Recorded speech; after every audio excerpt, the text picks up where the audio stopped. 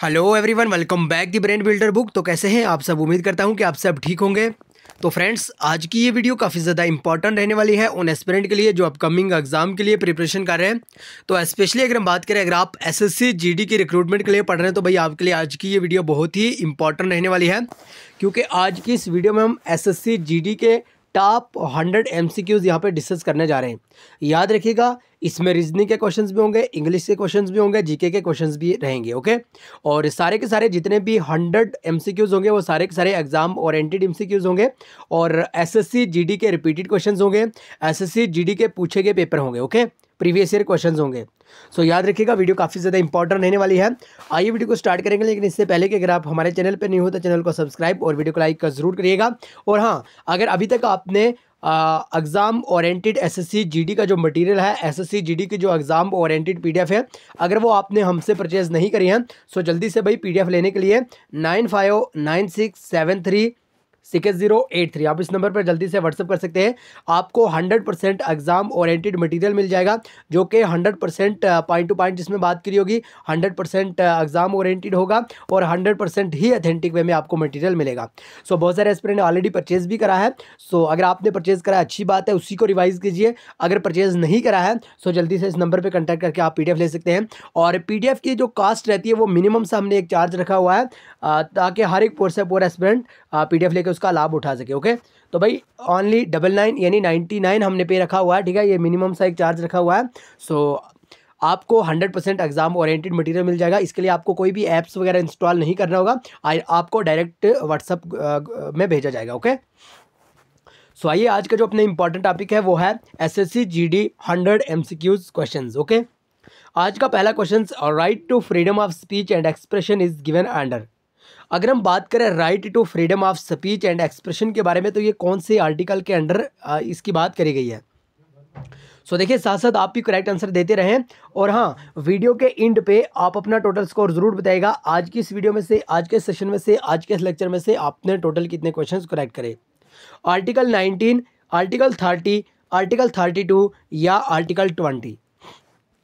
So correct answer is option है, that is article 19। याद रखिएगा, आर्टिकल 19 की अगर हम बात करें तो right to freedom of speech and expression इसके अंडर बात करी गई है, आर्टिकल 19 के अंडर इसके रिलेटेड। ओके, जरूर ध्यान में रखिएगा, ऑप्शन है यहाँ पे करेक्ट आंसर हो जाएगा। आपको कुछ नहीं करना, जो भी क्वेश्चंस यहाँ पे हम पढ़ाएंगे वही आपको फिलहाल याद रखने होंगे, वो भी एनफ है। लेकिन अगर आप सारे के सारे क्वेश्चंस याद रखोगे तो। Question number 2, which of the following device is used to measure the distance travelled by the vehicle? जल्दी से करेक्ट आंसर देने की कोशिश करें। ऑडोमीटर, स्पीडोमीटर, टैकोमीटर या none of these? So correct answer is option A, that is odometer. याद रखिएगा, option A यानी ऑडोमीटर यहाँ पे करेक्ट आंसर हो जाएगा। देखिए, जितने भी हम यहाँ पे क्वेश्चन डिस्कस करेंगे सारे के सारे एग्जाम ओरिएंटेड क्वेश्चंस ही होंगे। ओके, आइए next question, question number 3, Jawara dance is a famous dance of. तो जवारा डांस के बारे में आपसे पूछा गया कि भाई जवारा जो डांस रहता है वो कौन सी स्टेट से रिलेटेड है? केरला से, मध्य प्रदेश, हिमाचल प्रदेश या none of these? So correct answer is option B, that is Madhya Pradesh. याद रखिएगा, जवारा डांस मध्य प्रदेश से रिलेटेड है। कुछ मेन इंपॉर्टेंट रिपीटेड टॉपिक्स रहते हैं जो जहाँ से एसएससी अमूमन हर एक एग्जाम में क्वेश्चन पूछती है। उसमें कुछ जो इंपॉर्टेंट टॉपिक्स हैं, एक आ गया भाई डांसेस के बारे में। डांसेस के बारे में 100% डांसेस वाले टॉपिक से आपको एक ना एक क्वेश्चन जरूर देखने को मिलता है। फेस्टिवल्स के बारे में अगर हम बात करें, ठीक है, और उसके साथ साथ ट्राइब्स के बारे में अगर हम बात करें, ट्राइब्स से भी आपको एक ना एक क्वेश्चन जरूर देखने को मिलता है। ओके, उसके बाद musical instrument and their exponents, जिस पे ऑलरेडी हमने वीडियो अपलोड भी करा है। यानी ये 4-5 ऐसे टॉपिक्स रहते हैं जहाँ पे एसएससी की एकदम बढ़िया शानदार सी कमांड रहती है और एसएससी अमूमन उन टॉपिक से क्वेश्चंस पूछती है। बहरहाल क्वेश्चन नंबर 4 की अगर हम बात करिए, रीजनिंग से क्वेश्चंस है। ओमान रियाल, अगर ओमान रियाल से रिलेटेड है, इंडियन रुपी से रिलेटेड है, देन यूएसए किस चीज़ से रिलेटेड होगा? जल्दी से बताइएगा भाई। यूरो से, पौंड, डॉलर या dirham? So correct answer is option C, that is dollar. याद रखिएगा, और ये किस तरह से पॉसिबल हो सकता है? क्योंकि अगर हम ओमान की बात करें, ओमान का जो करेंसी रहता है वो रियाल है, इंडिया का इंडियन रुपी है और यूनाइटेड स्टेट ऑफ अमेरिका की बात करें तो डॉलर है। ओके, सो ऑप्शन सी यहाँ पे करेक्ट आंसर हो जाएगा। अगर हम रीजनिंग की बात करें, कोई बहुत ही ज़्यादा लेंथी नहीं पूछी जाती है, बिल्कुल नॉर्मल सी रीजनिंग रहती है। आप सारे के सारे प्रीवियस ईयर पेपर भी देख सकते हैं, उनको एनालिसिस करिए, उनको अच्छे बढ़िया शानदार तरीके से देखिए। बहरहाल हमारी जो PDF रहती है वो भी PYQs के बेस पे ही रहती है। Okay, next question, question number 5, choose the right resolution dash your project. ये इंग्लिश से आपको क्वेश्चंस पूछा गया है। इन, टू, फार या बाई, क्या आएगा भाई यहाँ पे? जल्दी से करेक्ट आंसर देने की कोशिश करें। So correct answer is option C, that is far. याद रखिएगा यहाँ पे फार वाला ऑप्शन आएगा, यानी choose the right resolution for your project. Okay, आइए next question, question number 6, he has to look after his dash aunt. ये भी इंग्लिश से क्वेश्चन है, एज, एज्ड, एज, ओल्ड या ages. So correct answer is option B, that is aged. Okay, option B यहाँ पे correct answer हो जाएगा। And next question, question number 7, dash bed you sleep in is broken. ये article से question है और याद रखिएगा आर्टिकल आपको जरूर पढ़ के जाना होगा। आर्टिकल से आपको एक नया क्वेश्चन जरूर देखने को मिल सकता है, एन, ए, ऑन या the. So correct answer is option D, that is the. याद रखिएगा the bed you sleep in is broken. अगर आपको डीपली तरीके से इसके कंसेप्ट के बारे में पढ़ना होगा, आप जाइए प्लेलिस्ट में, हमने इंग्लिश की कुछ इंपॉर्टेंट वीडियोस अपलोड करी है, सो आप वहां से वीडियोस देख सकते हैं। Question number 8, which vitamin is related to blood clots. तो भाई कौन सी विटामिन है जो ब्लड क्लॉट से रिलेटेड है? Vitamin D, vitamin K, vitamin C या none of these. So correct answer is option B, that is vitamin K. याद रखिएगा विटामिन के यहाँ पे करेक्ट आंसर हो जाएगा। Okay, and the next question, question number 9, dash has called the right to constitutional remedy as the soul of constitution. अगर हम right to constitutional remedies के बारे में बात करें, जो कि आर्टिकल 32 के अंडर आता है, ठीक है, याद रखिए आर्टिकल 32 के अंडर जो राइट टू कॉन्स्टिट्यूशनल रेमेडीज़ आता है, इसको किनके द्वारा कहा गया कि ये सोल ऑफ इंडियन कॉन्स्टिट्यूशन है, heart and soul of Indian constitution. Lala Lajpat Rai, Jawaharlal Nehru, doctor BR Ambedkar या बाल गंगाधर तिलक। जल्दी से करेक्ट आंसर देने की कोशिश करें। So correct answer is option C, that is doctor BR Ambedkar. Okay, यानी डॉक्टर भीमराव अम्बेडकर के द्वारा ही कहा गया था कि भाई right to constitutional remedies heart and soul of Indian constitution है। Okay, and next question, question number 10, how many countries participated in the first Asian games held in 1951। अगर हम 1951 के बारे में बात करें तो भाई कौन सी वो कंट्रीज थी जिन्होंने पार्टिसिपेट करा पहली एशियन जो गेम्स हेल्ड हुई थी 1951 में, तो उसमें कितनी कंट्रीज ने पार्टिसिपेट करा था? 20, 16, 11 या 24। So correct answer is option C, that is 11। याद रखिएगा 11 ऐसी यानी 11 ऐसी कंट्रीज थी जिन्होंने 1951 में पहली बार एशियन जो गेम्स हुई थी तो उस टाइम पार्टिसिपेट करा था। ओके, आइए next question, question number 11, which of the following was the future of the Indian economy before the British rule? Independent economy, dependent economy, both A and B या none of these. So correct answer is option A, that is independent economy. याद रखिएगा option A यहाँ पे correct answer हो जाएगा। Very very important question. आइए question number 12 को discuss करने से पहले अगर अभी तक आपने एग्जाम ओरिएंटेड मटेरियल परचेज नहीं करा है तो जल्दी से 9596736083 आप इस नंबर पर व्हाट्सअप कर सकते हैं, आपको 100% एग्जाम ओरिएंटेड मटेरियल मिल जाएगा। याद रखिएगा अब तक बहुत सारे एस्पिरेंट ने बहुत सारे एग्जाम के लिए PDF मटेरियल परचेज भी कराया है और अल्हम्दुलिल्लाह काफ़ी अच्छा फीडबैक भी देखने को मिला है। Okay, question number 12, when did the first war of independence start? 1839, 1887, 1857 या 1819। So correct answer is option C, that is 1857, यानी 1857 में जो पहली इंडिपेंडेंस वार है वो स्टार्ट हुई। Next question, question number 13, which type of soil is found on about 40% of the total area of India? तो अगर हम बात करें 40% इंडिया का जो टोटल एरिया है 40% उसमें से कौन सी सॉइल फाउंड करी गई है? Black soil, laterite soil, alluvial soil, red and yellow soil. So correct answer is option C, that is alluvial soil. याद रखिएगा इंडिया की जो 100% सॉइल रहती है उसमें से 40% जो सॉइल है वो भाई एल्यूवियल सॉइल मानी जाती है। ओके, सो ऑप्शन सी यहाँ पे करेक्ट आंसर हो जाएगा। अगर आप फ्री वाले डेली के इंपॉर्टेंट क्विजेस ज्वाइन करना चाहते हैं तो लिंक हमने डिस्क्रिप्शन में दे दिया है। आप नीचे डिस्क्रिप्शन में लिंक पे क्लिक करके डायरेक्ट से टेलीग्राम चैनल को जरूर ज्वाइन करिएगा और वहाँ पे डेली के फ्री वाले इंपॉर्टेंट आपको क्विजेस की शेप में आपको वहाँ पे प्रोवाइड करे जाते हैं। ओके, और साथ ही साथ आपको वहाँ पे व्हाट्सएप ग्रुप की लिंक भी मिल जाएगी, आप व्हाट्सएप ग्रुप को भी जरूर ज्वाइन कर लीजिए। और व्हाट्सएप ग्रुप में आपको डेली के जॉब्स के रिलेटेड कोई भी अपडेट हो, positive point, positive vibe, motivational line, speaker, सारा के सारा आपको वहीं पे मिल जाता है। Next question, question number 14। In Microsoft PowerPoint, what is the shortcut key combination in insert a new slide in a presentation? सो जल्दी से बताइएगा, अगर हम बात करें माइक्रोसॉफ्ट पावर पॉइंट की तो वहाँ पे भाई कौन सी शॉर्टकट की यूज़ करी जाती है कोई भी न्यू स्लाइड जो प्रेजेंट करने के लिए? जल्दी से बताइएगा। Ctrl+M, Ctrl+N, Ctrl+D या none of these? So correct answer is option A, that is Ctrl+M is right answer. याद रखिएगा, ऑप्शन ए यहाँ पे सही आंसर हो जाएगा। एंड नेक्स्ट क्वेश्चन इकोनॉमी से है। NNP स्टैंड फॉर, तो NNP की फुल फॉर्म आपसे यहाँ पे पूछी गई है। Net national park, net national product, net national project या none of these? So correct answer is option B, that is net national product. Okay, option B यहाँ पे सही आंसर हो जाएगा। And next question, question number 16। Bali Yatra is the traditional culture festival of which state? तो अगर हम बाली यात्रा के बारे में देखें, ये भी SSC GD के पेपर में पूछा गया क्वेश्चन है। बाली यात्रा के बारे में अगर हम बात करें, ये कौन सी ट्रेडिशनल कल्चरल फेस्टिवल है, कौन से स्टेट का? वेस्ट बंगाल, आसाम, कर्नाटका या Orissa? So correct answer is option D, that is Orissa. याद रखिएगा, उड़ीसा का ही एक इंपॉर्टेंट फेस्टिवल माना जाता है। Okay, and question number 17। Ranthambore national park is located in which state? तो भाई रणथंबोर नेशनल पार्क कौन सी स्टेट में लोकेटेड है? आसाम, राजस्थान, नागालैंड या Kerala?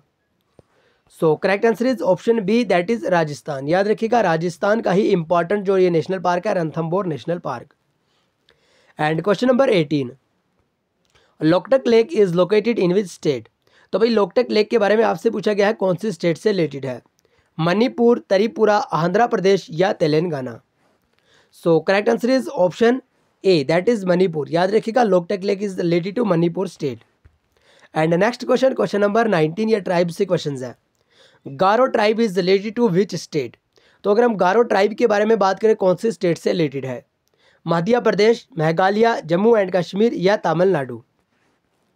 So correct answer is option B, that is Meghalaya. याद रखिएगा, खासी और गारो ट्राइब ये मेघालय स्टेट से रिलेटेड है। Next question, question number 20। Largest producing state of tea? अगर हम बात करें, टी सबसे ज़्यादा कौन सी स्टेट में प्रोड्यूस करी जाती है? कर्नाटका, आसाम, उत्तर प्रदेश या none of these? So correct answer is option B, that is Assam. याद रखिएगा, टी की अगर हम बात करें, आसाम लार्जेस्ट प्रोड्यूसिंग स्टेट मानी जाती है, और अगर हम कॉफ़ी के बारे में बात करें तो कर्नाटका सबसे लार्जेस्ट प्रोड्यूसिंग स्टेट मानी जाती है। Next question, question number 21। Which state is rich in jute? देखिए, बहुत ही मेहनत के बाद, बहुत ही सोर्स को खंगालने के बाद, उनका एनालिसिस करने के बाद, प्रीवियस ईयर पेपर का एनालिसिस करने के बाद, एग्जाम ओरिएंटेड मटेरियल ढूंढने के बाद हम आपके लिए इस टाइप की जो कंटेंट है वो लेके आते हैं। सो आपका भी ये फ़र्ज़ बनता है कि अगर आप चैनल पर नहीं हो तो चैनल को सब्सक्राइब और वीडियो को लाइक ज़रूर करिए। Okay, which state is rich in jute? तो भाई कौन सी स्टेट है जो जूट के मामले में सबसे ज़्यादा है? वेस्ट बंगाल, तेलंगाना, केरला या Orissa? So correct answer is option A, that is West Bengal. West Bengal सबसे ज़्यादा प्रोड्यूसिंग स्टेट मानी जाती है जूट के मामले में। सो टॉप कुछ प्रोड्यूसिंग स्टेट है यहाँ पे और क्रॉप्स के बारे में, जो कि आपको ज़रूर ध्यान में रखना होगा, और यहाँ से भी आपको एक नया क्वेश्चन ज़रूर देखने को मिल सकता है। अगर हम राइस के बारे में बात करें, सबसे ज़्यादा तेलंगाना में, व्हीट के बारे में बात करें उत्तर प्रदेश में, मैज़ के बारे में बात करें कर्नाटका, पल्सेस के बारे में बात करें Madhya Pradesh, sugarcane Uttar Pradesh, potato Uttar Pradesh, groundnut Gujarat, tea के बारे में बात करें Assam, coffee related to Karnataka, saffron is Jammu and Kashmir, jute is West Bengal. Okay, और इसके साथ साथ अगर हम बात करें यहाँ पे कॉटन के मामले में, अगर हम बात करें गुजरात, तोबाकू की बात करें Gujarat, banana Andhra Pradesh, onion Maharashtra, cashew nuts Maharashtra, bamboos Assam, rubber Kerala, spices Madhya Pradesh और मिल्क के बारे में अगर हम बात करें सो उत्तर प्रदेश यहाँ पे करेक्ट आंसर हो जाएगा। ओके, ये सारे के सारे एग्जाम ओरिएंटेड है, सारे के सारे आपको 2-3 बार रिवाइज करने हैं। अगर आपके पास हमारी पीडीएफ है अच्छी बात है, वहाँ से पढ़ सकते हैं। अगर पीडीएफ नहीं है, आपके पास कोई और अदर सोर्स है, आप वहीं से ही पढ़िए, लेकिन पढ़िए ज़रूर। ओके, तो बहरहाल पीडीएफ लेने के लिए 9596736083 आप इस नंबर पे व्हाट्सअप कर सकते हैं। जल्दी से इसका स्क्रीनशॉट ले सकते हैं आप। ओके, आइए भाई next question, question number 22। Which is cultivated on karewa soil locally known as wudar, रूप, केसर या none of this. So correct answer is option A, that is wudar. याद रखिएगा ऑप्शन ए यहाँ पे करेक्ट आंसर हो जाएगा। ओके, आइए next question, question number, next question को डिस्कस करने से पहले सैफरॉन यानी केसर के बारे में इंपॉर्टेंट जो आपको याद रखना होगा, और यहाँ से भी अमूमन क्वेश्चंस बनने के फुल चांस रहते हैं। ओके, और हम नहीं चाहते कि आप एग्जाम हॉल में बैठे हों, आपने रूहानी सर से पढ़ा हो, आप एग्जाम हॉल में जाके आप कोई ऐसा क्वेश्चंस देखो और उसके बाद यूँ सोचो कि हमने रूहानी सर से बड़ी उम्मीद के साथ पढ़ा था और रूहानी सर ने हमें उस टाइप का मटेरियल प्रोवाइड नहीं करा, तो हमें एग्जाम में कुछ और ही देखने को मिला। सो इसलिए हम चाहते हैं कि जो भी एग्जाम ओरिएंटेड इंपॉर्टेंट पॉइंट्स हो वो भी आपको साथ साथ में पढ़ाए जाए। ओके, बहरहाल सैफरान के बारे में इतना याद रखना होगा, कश्मीरी लैंग्वेज में इसको कोंग कहा जाता है। ओके, और संस्कृत की बात करें बहाकाम कहा जाता है, और ईरान में इसको सारगोल कहा जाता है, और इसका साइंटिफिक नेम रहता है भाई क्रोकस सटिवस, और ये काफ़ी बार पूछा गया क्वेश्चन है। ओके, एंड अगर हम इसकी साइल के बारे में बात करें तो कारीवा साइल बेस्ट कल्टीवेशन ऑफ सैफरान के लिए बेस्ट रहती है। ठीक है, कारीवा साइल। और अगर हम बात करें यहाँ पे कल्टीवेशन ऑफ सैफरान को हम गोल्ड जिस्ट कहते हैं। सैफरान पांपुर और किश्तवाड़ जो कि जम्मू एंड कश्मीर यूटी का एरिया है, किश्तवाड़ डिस्ट्रिक्ट है, पांपुर पुलवामा डिस्ट्रिक्ट में पड़ता है। ठीक है, एंड सैफरान टोन के बारे में अगर हम बात करें पांपुर ही सैफरान टोन माना जाता है। 2020 में इसको जियोग्राफिकल इंडिकेशन टैग भी मिला। और सैफरान के बारे में बात करें, इसको जो क्लाइमेट चाहिए वो होता है सब ट्रॉपिकल क्लाइमेट। ओके, और अगर हम इंडिया की बात करें तो इंडिया सेकंड नंबर पे आ जाता है ईरान के बाद on the basis of producing state, ये सॉरी प्रोड्यूसिंग कंट्री। ओके, बहरहाल question number 23, pin valley national park is located in. तो भाई पीन वैली नेशनल पार्क कहाँ पे लोकेटेड है? आंध्र प्रदेश, आसाम, हिमाचल प्रदेश या Punjab. Correct answer is option C, that is Himachal Pradesh. याद रखिएगा हिमाचल प्रदेश में ही Pin valley national park located है। एंड हिमाचल प्रदेश की कुछ इंपॉर्टेंट जो नेशनल पार्क्स हैं उनमें great Himalaya national park, Inder Kila national park, Khir Ganga national park, Pin valley national park और सिम बालबारा नेशनल पार्क, ये सारी की सारी 4-5 इंपॉर्टेंट नेशनल पार्क मानी जाती है हिमाचल प्रदेश की। एंड क्वेश्चन, नेक्स्ट क्वेश्चन की अगर हम बात करें, question number 24, yellow revolution related to. Yellow revolution के बारे में आपसे पूछा गया है। येलो रेवोल्यूशन किस चीज़ के रिलेटेड रहता है? Production of milk, production of oil seed, production of coffee या production of seeds. So correct answer is option B, that is production of oil seed. Okay, and कुछ इंपॉर्टेंट रेवोल्यूशन और उनके जो related रहता है उसके बारे में हमने यहाँ पे लिखा हुआ है ताकि आपको कोई भी दिक्कत ना आए। याद रखिएगा ब्लैक रेवोल्यूशन के बारे में बात करें पेट्रोलियम से रिलेटेड रहता है। Blue revolution is related to fish production, white revolution is related to dairy milk, yellow revolution is related to oil seed, brown revolution is related to coca and leather, golden revolution is related to overall horticulture and honey, green revolution is related to agriculture, grey revolution की बात करें fertiliser, और pink revolution की बात करें meat and poultry, silver revolution egg production, silver fiber revolution cotton and golden fiber revolution के बारे में बात करें तो जूट। ओके, और पर्पल रेवोल्यूशन जो कि अमूमन पूछा जाता है लविंदर। ओके, ये सारे के सारे एग्जाम ओरिएंटेड है, यहाँ से एक नए क्वेश्चन देखने के फुल चांस रहते हैं। Next question, question number 25, the port that has been renamed as Deendayal port was previously known as. जल्दी से बताइएगा दीनदयाल पोर्ट का पुराना नाम क्या है? Kandla port, Pradeep port, Ennore port, none of this. So correct answer is option A, that is Kandla port. याद रखिएगा कांडला पोर्ट को ही दीनदयाल पोर्ट कहा जाता है। एंड कुछ इंपॉर्टेंट इंडिया के पोर्ट हैं जो कि आपको जरूर ध्यान में रखने होंगे। अगर आपसे कोलकाता पोर्ट के बारे में पूछा जाए, ठीक है, ओके, एंड कुछ इंपॉर्टेंट जो पोर्ट्स रहते हैं जिनके बारे में आपको ज़रूर ध्यान में रखना है भाई, उसमें अपना कोलकाता पोर्ट आ जाता है। अगर हम कोलकाता पोर्ट के बारे में बात करें, ठीक है, ये ओनली रिवर लाइन पोर्ट माना जाता है। ओके, और श्यामा प्रसाद मुखर्जी पोर्ट भी इनको कहा जाता है। और मुंबई पोर्ट के बारे में अगर हम बात करें, ये बिगेस्ट पोर्ट ऑफ इंडिया माना जाता है और गेटवे ऑफ इंडिया के पास में है, ठीक है। और अगर हम यहाँ पे बात करें जवाहरलाल नेहरू पोर्ट के बारे में, सॉरी गेटवे ऑफ इंडिया के पास नहीं है अभी, जवाहरलाल नेहरू पोर्ट के बारे में अगर हम बात करें, ठीक है, ये लार्जेस्ट कंटेनर पोर्ट माना जाता है जो कि फुली मैकनाइज्ड है, मैकनाइज्ड पोस्ट माना जाता है। और Chennai port oldest artificial harbour on east coast, okay. और इनौर के बारे में बात करें, पहला ये कारपोरेट पोस्ट माना जाता है टोटीकोरन तमिलनाडु, ओके। एंड अगर हम उसके बाद बात करें यहाँ पे कांडला पोर्ट के बारे में, ठीक है, कांडला पोर्ट के बारे में अगर हम यहाँ पे बात करें तो ये गुजरात में है, टाइडल पोर्ट इसको कहा जाता है, ओके। ये सारे के सारे 100% एग्जाम ओरिएंटेड मटेरियल रहता है हमारी तरफ से, ओके। ये सारे के सारे आपको ध्यान में रखने होंगे। बहरहाल क्वेश्चन नंबर 26, सरफरोशी की तमन्ना अब हमारे दिल में है, ये किनके द्वारा फेमस स्लोगन किनके द्वारा दिया गया, ठीक है। पंडित जवाहरलाल नेहरू, राम प्रसाद बिस्मिल, भगत सिंह या Mohammad Iqbal. So correct answer is option B, that is Ram Prasad Bismil, okay. Option B यहाँ पे सही आंसर हो जाएगा। एंड कुछ इंपॉर्टेंट स्लोगन्स हैं, ठीक है, जो कि आपको जरूर ध्यान में रखना होगा। यहाँ से भी क्वेश्चंस देखने को मिलते हैं। तुम मुझे खून दो मैं तुम्हें आज़ादी दूंगा, ये किनके द्वारा कहा गया था, सुभाष चंद्र बोस के द्वारा, ओके। आपको मूवी की तरफ ही ये नहीं देखना, ठीक है, वीडियो आपको याद भी रखना होगा साथ साथ में। एंड सरफरोशी की तमन्ना अब हमारे दिल में है, राम प्रसाद बिस्मिल के द्वारा ये कहा गया था। और इनकलाब जिंदाबाद के बारे में अगर हम बात करें, हसरत मोहानी के द्वारा ये कहा गया था कि इनके लिए शहीद भगत सिंह, ओके। एंड सत्या मेवा जयंती के बारे में अगर बात करें, पंडित मदन मोहन मालवीय, ओके। सारे जहाँ से अच्छा किनके द्वारा लिखा गया या कहा गया, मोहम्मद इकबाल। आराम हराम है, पंडित जवाहरलाल नेहरू। जय जवान जय किसान, Lal Bahadur Shastri. And Simon go back, Lala Lajpat Rai, okay. इसके साथ साथ अगर हम बात करें, Swaraj is my birthright and I shall have it, ये बाल गंगाधर तिलक के द्वारा कहा गया था। और वंदे मातरम बंकिम चंद्र चटर्जी। ये सारे के सारे एग्जाम ओरिएंटेड है जो कि आपको जरूर ध्यान में रखने होंगे। बहरहाल question number 27, dash is the classical dance from form of Uttar Pradesh. तो भाई उत्तर प्रदेश का क्लासिकल डांस कौन सा है, कथकली, कथक, कुचिपुड़ी या Mohiniyattam. So correct answer is option B, that is Kathak. Kathak is related to Uttar Pradesh, याद रखिएगा।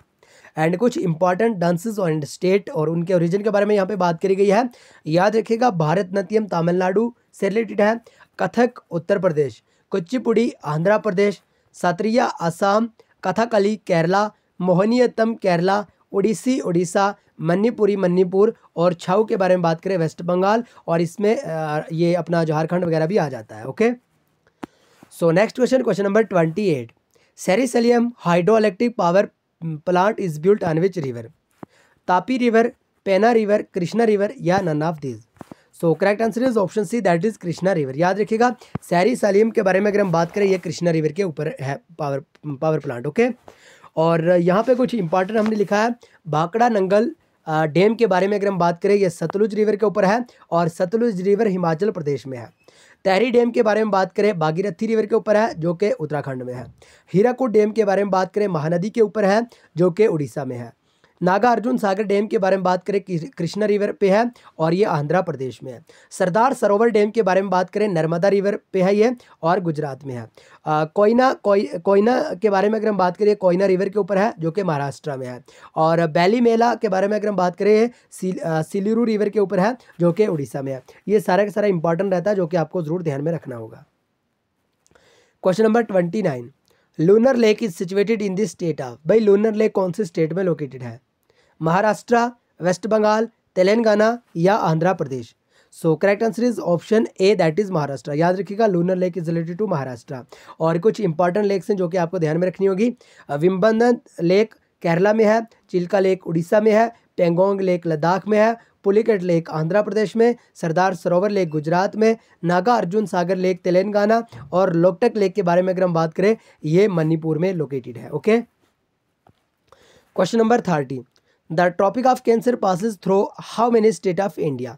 अगर हम ट्रॉपिक ऑफ कैंसर के बारे में बात करें, ये इंडिया की कितनी स्टेट्स को पास करती हैं, 6, 7, 8, 9। So correct answer is option C, that is 8। याद रखिएगा, 8 ऐसी स्टेट रहती है जहां से ट्रॉपिक ऑफ कैंसर पास होता है, ओके। और आइए वो स्टेट देख लेते हैं। उनमें गुजरात रहता है, राजस्थान, मध्य प्रदेश, छत्तीसगढ़, झारखंड, वेस्ट बंगाल, त्रिपुरा और मिजोरम। ये सारे की सारी 8 ऐसी स्टेट्स हैं जहां से भाई ट्रॉपिक ऑफ कैंसर पास होता है, ओके।